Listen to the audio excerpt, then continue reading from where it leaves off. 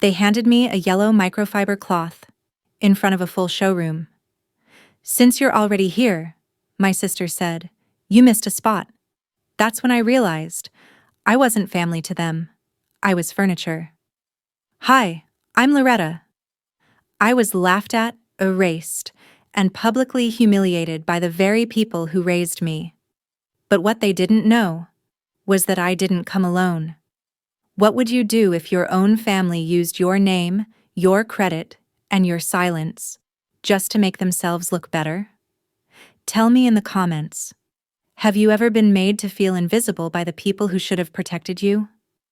Let me take you back to where it all started. Because this isn't just a story about betrayal, it's about what happens when silence turns into power. I should have known something was off the moment Vivian smiled too easily on the phone. "We're taking Eliza to test out a few cars. Thought you might want to tag along," she said, like it was a brunch invite. Not a question, an announcement.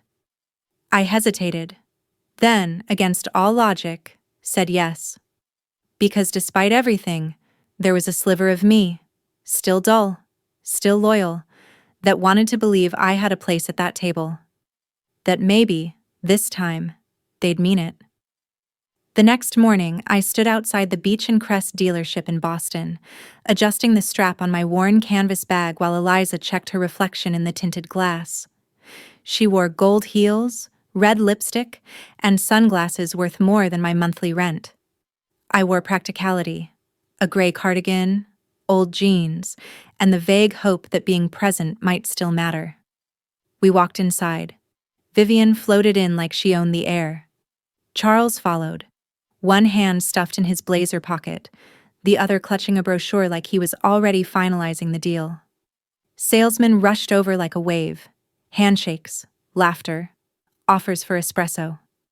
No one looked at me. No one even acknowledged I'd walked in. I trailed behind them carefully, trying not to touch anything that looked like it had a comma in the price tag. Eliza laughed at a red Ferrari. "This one's totally me," she said. A salesman nodded like she'd said something profound. I hovered by a dark navy coupe tucked into a back corner. Understated, solid. The kind of car that didn't scream. I liked it. That's when Charles approached, all casual charm. "Sweetheart, can you help us out for a second?" He handed me a folder. "Just some initial paperwork. You're already here." I blinked. Inside, a financing application. My name was on it, already printed. I looked up. Eliza was watching me from across the room, lips curled. Not in a smile, but in a knowing smirk. "You've always been the responsible one," Charles said, clapping my shoulder like I was the office intern. I should have walked out. Should have said no. But some part of me, the old, frayed one, still wanted to be useful. Still thought maybe usefulness equaled love. I signed. The pen barely left the paper when my phone buzzed. Family group chat. A message not meant for me. "Let her come. Her face makes us look generous." Underneath, laughing emojis. "Don't worry, she still thinks she matters." The words hit like a slap. But I didn't flinch. Didn't cry. I just turned toward the glossy showroom floor like I was seeing it for the first time. Not the cars, but the people. And how invisible I'd always been. I moved quietly toward the exit. Sunlight outside hit sharp against my skin. I wrapped my cardigan tighter and paused on the sidewalk, unsure whether I was more frozen or furious. I turned. Not to go back in, but around the side. Near the valet entrance, I slipped behind a delivery guy unloading water bottles. No one noticed. From a tucked shadow behind a column, I watched. Vivian laughed beside the espresso bar, charming some middle-aged couple. Charles was deep in a conversation about supporting local dealers. Eliza posed near the Ferrari with one hand on her hip like she was running for office. Then, Eliza noticed me. She sauntered over. In her hand, a microfiber cloth, bright yellow, still folded. "Oh hey," she said sweetly. "Since you're here, She handed it to me. You missed a spot. She nodded to the Ferrari. A nearby salesman chuckled. Charles smirked. Vivian waved lazily. Don't be dramatic. It's just a joke. A joke. I stared at the cloth. My fingers curled around it. I walked to the car. Wiped once. Slow. Deliberate. Then, carefully, I folded the cloth and placed it on the hood like it was something sacred. And I walked away. No words. No fury. Just distance. I didn't get far before the whisper started. A low, rumbling purr. A hum, smooth and unapologetic. From the corner of my eye, I saw heads turn. Salesmen stiffened. A Rolls-Royce Phantom pulled into the valet loop, midnight blue, chrome, sharp as cut glass. It didn't growl. It announced. Every inch of it said, I do not explain myself. The back door opened. Augustine stepped out in silence. Tailored suit, watch peeking beneath the cuff. Calm face, eyes on me. He didn't smile, didn't wave, just walked over, buttoning his jacket. Ready? He asked. That was all. I stepped forward. Inside the glass showroom, Eliza's hand hit the window like a child watching her toy get taken. Vivian leaned in, mouth open. Charles was already dialing something on his phone. I didn't look back. Augustine opened the door. I slid in. The door closed with a soft click that sounded louder than anything they'd said to me all morning. And for the first time in years, I didn't feel erased. I felt written. They erased you. That doesn't mean you disappear. Gus said it like he was reading the menu. Calm. Intentional. But every word landed like a slap on the cold skin of yesterday. We sat across from each other at the Four Seasons Lounge. Velvet chairs, dim brass lighting. Silence steeped in class and $24 cocktails. My cardigan from yesterday had been replaced with a black blouse I hadn't worn in over a year. The creases were gone. I wasn't. I don't want a scene, I told him. I don't want revenge. Gus raised an eyebrow. Then why are you here? Because silence was no longer peace. It was permission, and I'd given them too much of it. I placed the dealership documents on the table between us, beside his untouched espresso. Do you know how many times they've used my name for convenience? I asked. This time, they didn't even bother to ask. Gus didn't flinch. He reached over, turned the top sheet, and studied my signature. Forgery? I shook my head. Willing stupidity. He glanced up. Then we'll make it memorable. I hesitated. She cried once, 2 years ago, called me at 1:42 a.m., said her grant got pulled and she couldn't make tuition. She was sobbing, Gus. I wired the money before I even changed out of pajamas. He leaned forward. And did she ever mention that again? I looked away. Only to post online that she did it without help. 15 minutes later, Julian West joined us. Clean-cut, fast-talking, and ruthlessly efficient. He reviewed the papers with the same expression most people reserved for tax audits. 2 things, Julian said. 1. Your name is on the original financing form. 2. Vivian sent a follow-up email the night before confirming you'd sign for family ease. She marked it non-binding, but referenced your full legal name. So? I asked. So it's sloppy. And traceable. Gus leaned back. Good. Schedule a meeting with the dealership board. Julian blinked. That escalated quickly. That's the point, Gus replied.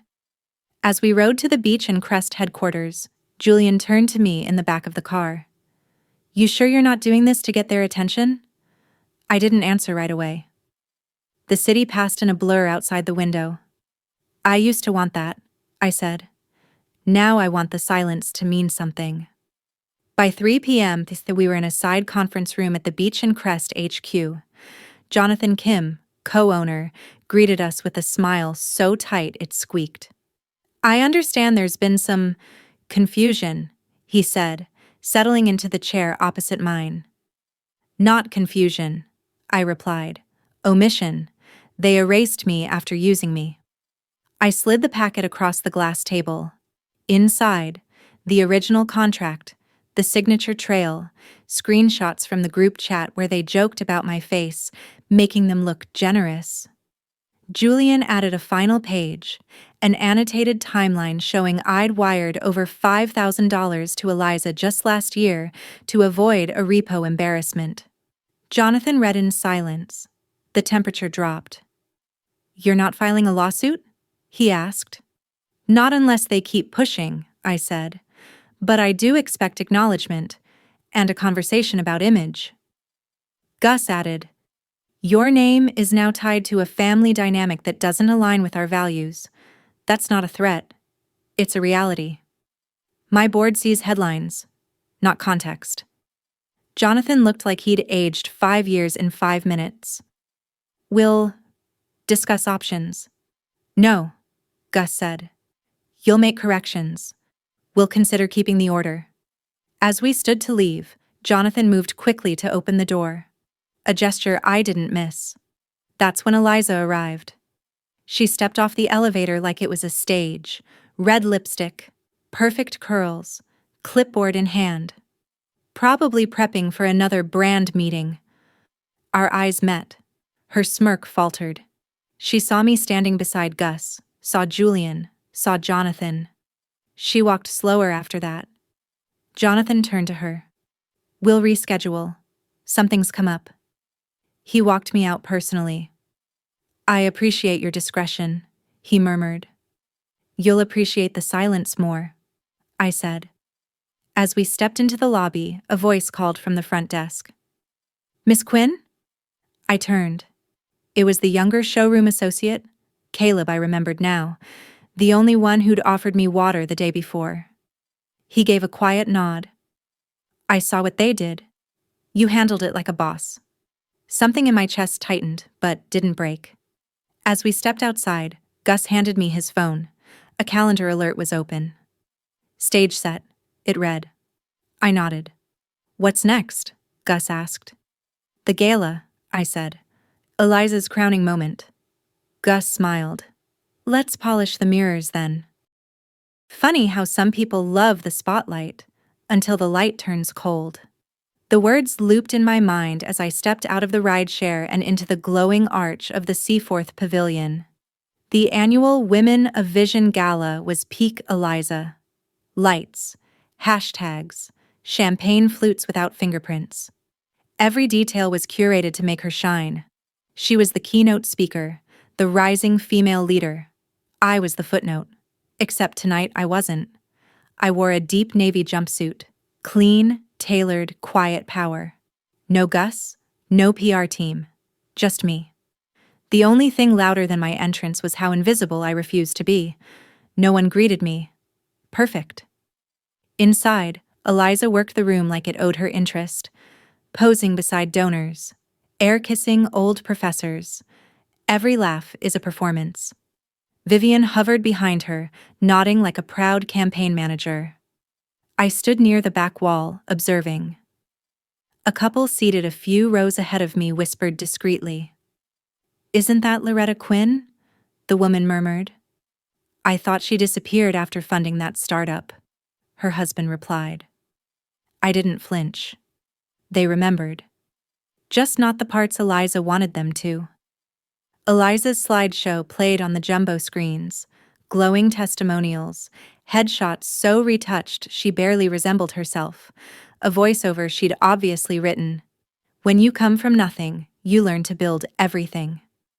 I nearly choked on the hors d'oeuvre I hadn't asked for. Just before Julian appeared, I caught myself reading the original invitation on my phone, sent by the gala organizers. My name wasn't on the list of VIPs, just a line, special guest, unconfirmed. Even here, I was an asterisk. Behind me, Julian arrived with practiced silence. He wore a dark suit, no tie, and the smirk of someone about to deliver bad news to the wrong people. "You ready?" he asked, pulling a small USB from his pocket. I nodded. "Make it clean." As he walked off, a memory hit me. Sharp. Intrusive. 3 years ago, Eliza showed up at my apartment door, eyes smeared with mascara, hands trembling around a rejection letter. "I didn't get the grant," she said. "They said my GPA dropped too low last semester. I'm going to have to leave the program." I let her in, gave her the blanket from my couch, heated water for tea, and wired the full tuition before she'd even finished explaining. She'd cried into my shoulder that night. "You saved my life. I'll never forget this." And yet, she did. Loudly. 5 minutes later, the stage lights dimmed. Spotlight on Eliza. She stepped into the beam like it belonged to her. A host in sequence announced, "Boston is proud to recognize one of its brightest, Eliza Harper." Applause. Flashbulbs. Eliza beamed. "Thank you," she began. "I'm honored. I'm humbled. I'm proof that you don't need wealth. Just grit. No loans. No lifelines. Just work ethic." She turned toward the screen behind her, expecting a highlight reel. Instead, it blinked, then glitched, then loaded a new file. The first image, a wire transfer receipt. From me to her. Next, a photo of her sitting on my old couch, red-eyed, tissues everywhere. Caption, "Thank you, Loretta. I'd have lost everything without you." Another slide, a rental deposit email, bank statements, tuition top-offs, over $9,000 in unacknowledged grit support. The room didn't gasp. It recoiled. Quietly. Uncomfortably. Like a chandelier swaying just a bit after an earthquake. Eliza froze. Her smile died mid-muscle. She turned sharply as if to call someone off stage, but no one moved. Vivian, from the VIP row, sat motionless, her face calcified. Then the final slide appeared. A screenshot of a message Eliza once sent me. "You saved me. No one else would have. I won't forget this. Ever." Silence. Someone cleared their throat. Another coughed awkwardly. The spotlight stayed on her like a challenge. I turned toward the bar. Kelly Frazier in a green velvet blazer blocked my exit. She held her phone up, not recording, just processing. "You did that?" she asked. I didn't lie. "You trying to destroy her?" "No," I said, brushing past her. "I'm just making room for truth. The rest is up to her." "But why now?" I paused at the door. She said she built everything from nothing. I was that nothing. Have you ever realized you were someone else's nothing until they needed you to be their everything? If that moment hit you too, leave a comment with the number 7 below. Let's see what the truth looked like in public. I left before applause, or damage control, could begin. As I stepped out into the hallway, Julian stood leaning near a plant by the exit, watching the screen inside. "She's still standing there," he said. I nodded. He smiled slightly.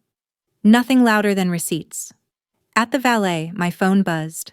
A voicemail from Vivian. I didn't listen. Just hit delete. Another message from Gus. "Dinner. Recap and reset. 8 p.m. accepted." As I waited for my car, a voice called out from behind. "Ms. Quinn?" I turned. It was one of the gala interns. Young. Nervous. Holding a clipboard like a shield. I just wanted to say, thank you. Not everyone in that room believed her. Some of us were just afraid to ask questions. I nodded once. Then start asking. As the rolls pulled up, I caught a final glimpse of the screen inside the ballroom, frozen on that photo of Eliza crying in my living room. The truth didn't need applause. It just needed to be seen. I didn't wear armor to brunch, just linen and boundaries. Vivian chose the location, Cape Vale Bistro. All glass walls and pretense, perched above the water like it judged the ocean. I arrived last, the way I planned it. Charles glanced at his watch like I was late for a job interview. Eliza wasn't there. She didn't need to be. "Nice of you to make time," Vivian said as I sat. "I almost didn't," I replied, letting the cloth napkin unfold itself. They talked like people auditioning for a reality show, artificial, polished, insufferable. I stayed silent, watching the reflection of waves on the mirrored tray of butter. Then came the moment. Charles cleared his throat and slid a paper across the table. Yellowed, creased. A receipt. "This," he said, "was your freshman tuition. $3,800. Paid in full." I blinked. "We never asked for it back," he added, "but gratitude isn't difficult." My fingers traced the faded lines. I remembered the month that receipt cost me my guitar. 2 side jobs, a week of canned soup. And how Vivian had texted afterward. "We covered it. Least we could do since you're not exactly thriving." It hadn't been kindness. It had been ammunition. I said nothing. Just reached into my bag and laid a folder between us. Julian had made sure every page was printed on thick ivory stock. Weight mattered. Page 1. Wire transfers to Eliza. 3 separate bailouts over 6 years. Page 2. Notarized condo ownership transfer. My name. Voluntarily removed so Charles could refinance and keep the family asset. Page 3. A ledger. 8 years. $183,000. Charles's fingers twitched. Vivian's expression curdled behind her sunglasses. "I didn't come here to collect," I said. "But if we're discussing debts, let's not pretend the table is balanced." Vivian snapped. "This is disgusting. You're turning your family into a bank ledger." "No," I said, voice low. "You did that when you used my name for leverage, when you handed me a receipt like it bought silence."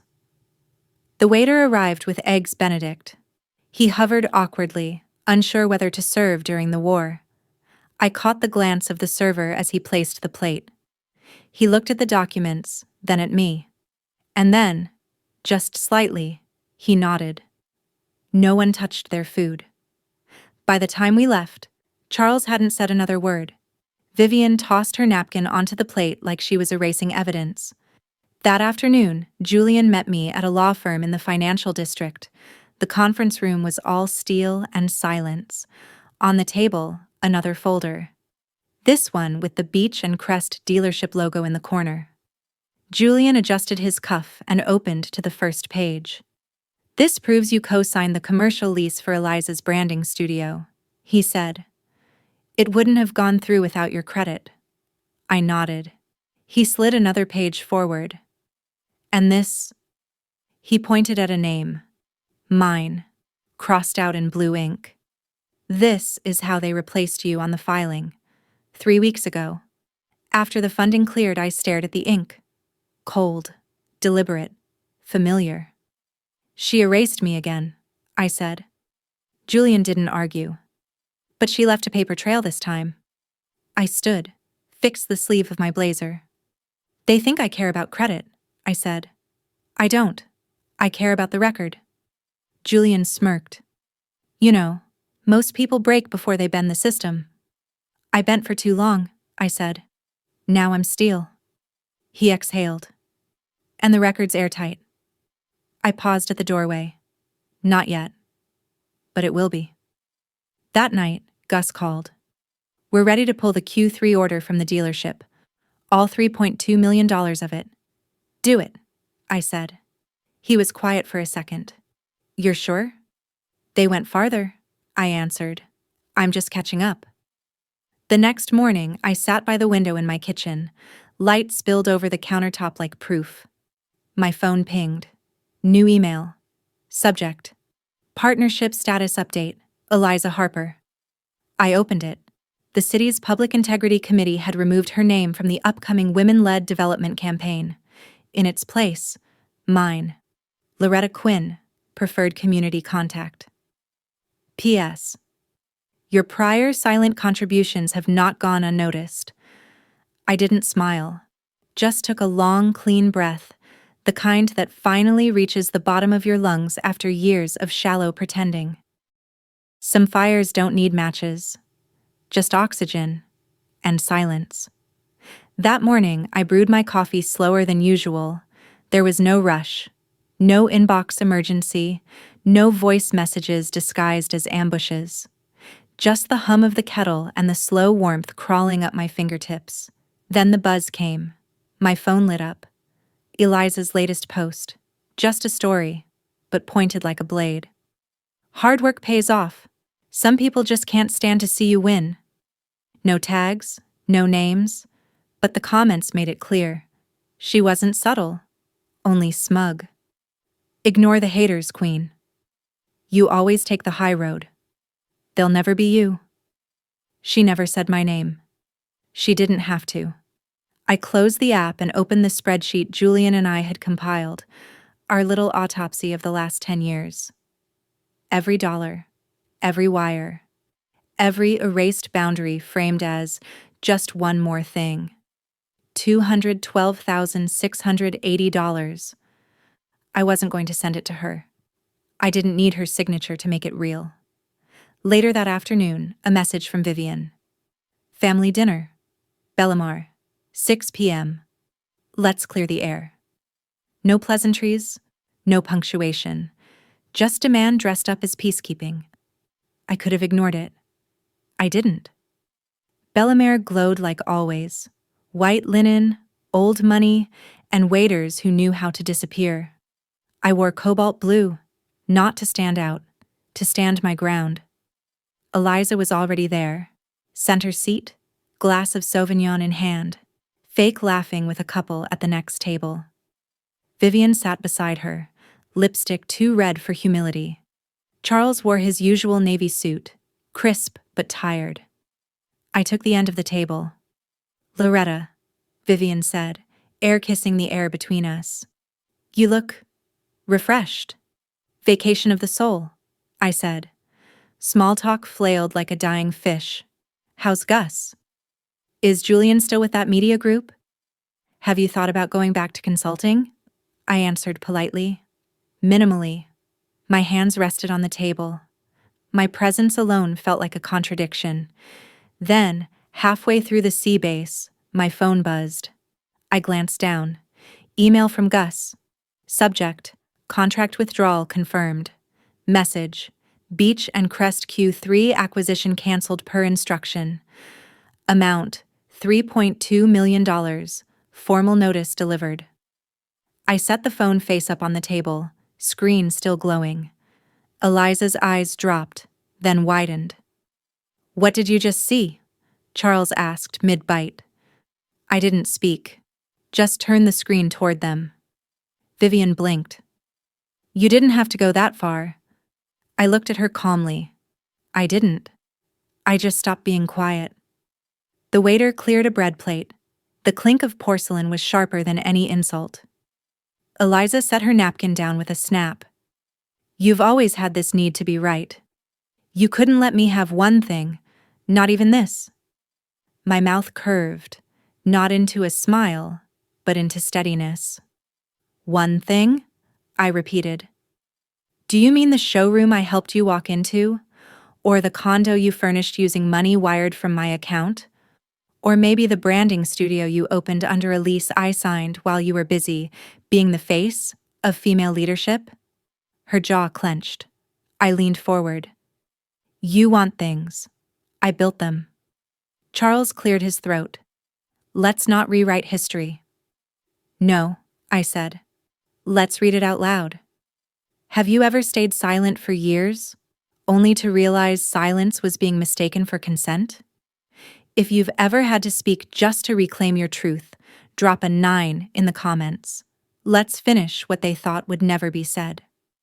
I reached into my bag, pulled out a single printed page, placed it on the table. A receipt? Number A, resignation.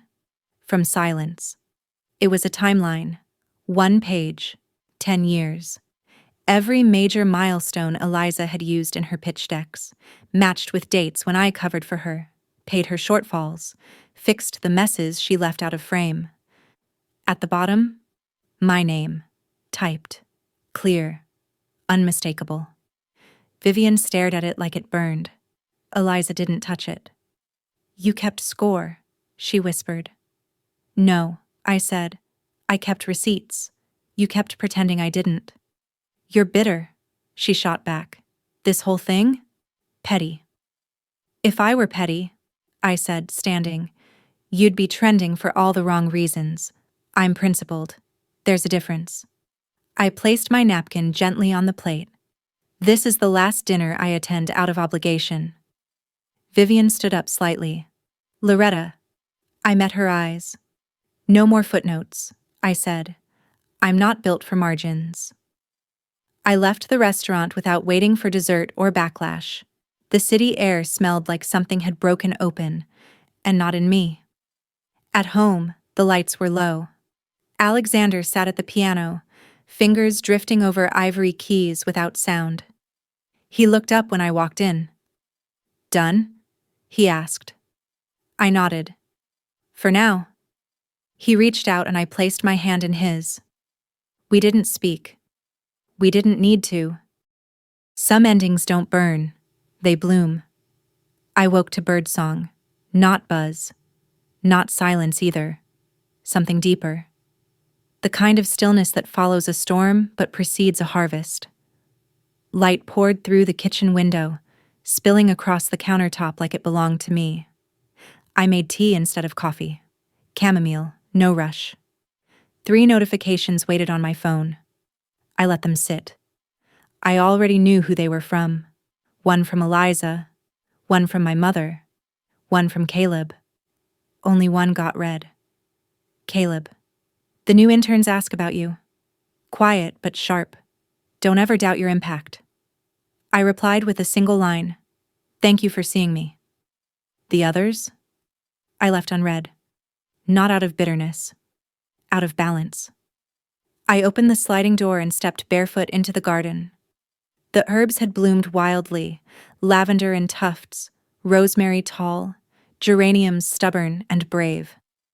I knelt to trim the edges and caught the scent of mint on my palms. It reminded me I was still here, not surviving, rooting. By noon, a knock at the door. Not sharp, just firm. No one stood outside, only a slim white envelope on the welcome mat. Inside, a letter from the HOA board. Given the misalignment with community values, we are removing Eliza Harper from all public-facing programming. No formal accusations, no grand declarations, just space being cleared. Then the last line. If you are open to future partnership opportunities, we would be honored to include you. No expectation, no correction, just recognition. I folded the letter, smoothed it once, set it aside. Later, in the bedroom, I saw the silver bracelet resting atop a poetry collection on my nightstand. The one from Alexander. The one I hadn't worn in days. I turned it over. The inscription still intact. You don't have to prove your worth. I held it for a moment, then placed it in a wooden box lined with velvet. Not out of erasure, out of respect. That version of me, chasing, proving, waiting, had done her part. Now she could rest. 3 days later, Eliza posted again. A filtered shot of her by a railing, looking over a foggy bay. Caption. Some people write essays. I evolve. It didn't land the way she thought it would. The comments weren't what they used to be. This feels performative. Have you apologized yet? Just say you messed up. For once, the tide wasn't with her. And I didn't post anything. Didn't text. Didn't explain. I let the silence speak. That evening, Alexander found me in the kitchen, trimming rosemary into a small ceramic bowl. The sun was low, the shadows soft. You look like peace, he said. I smiled. I think I am. We didn't mention Eliza, or Vivian, or Charles. Not the dealership, not the contract. We talked about tomatoes, about maybe getting a dog, about how some days, silence feels earned, not endured. Later, we sat on the porch with tea. Mine chamomile again, his green with honey. We said nothing for 20 minutes. It was the best conversation I'd had in weeks. A week passed. Then came the final message, this time from Charles. No pleasantries, no emojis. Your mother and I think it's time. We've all said too much. Or not enough. Maybe it's time we sit down. For real this time. I stared at it for a while, long enough for the screen to dim. Then, without hesitation, I deleted it. No reply. No fury. No need. Some closures don't arrive as thunder, they arrive as the absence of need. I walked barefoot across the garden that evening. The rosemary brushed against my ankles. Bees hummed somewhere distant. The sky turned peach, then ash, like it was practicing subtlety. Inside, I passed the mirror in the hallway. I didn't stop. I didn't need to check whether I still looked like myself. I knew I did. The self I chose, not the one they named. At the back of the garden, under the pergola we built last spring, I found my notebook. Pages half filled, thoughts half captured. I sat, and I wrote something not for them, not for validation, but for the girl I used to be. You don't have to wait to be visible to be real. You were never a shadow. You were the root. When I closed the notebook, the wind carried lavender and salt through the air. It smelled like healing. It smelled like home. I no longer need anyone to speak on my behalf. In the quiet of my garden, among lavender and soft light, I found myself again, whole, without missing pieces. Not through words, but by simply existing without asking for permission. I've learned this. Kindness placed in the wrong hands isn't virtue, it's a debt. And prolonged silence doesn't preserve peace, it breeds injustice. When you stand tall in front of those who tried to erase you, justice doesn't need to shout. It just needs to be seen, like the truth. What about you? Have you ever stepped out of a role someone else assigned to you and stood firmly in your own name? If this story reminded you of your own path, tell me in the comments. I read every single one. And if you've ever been told you're too quiet, too soft, or too small to be seen, stay close. The next story might be yours.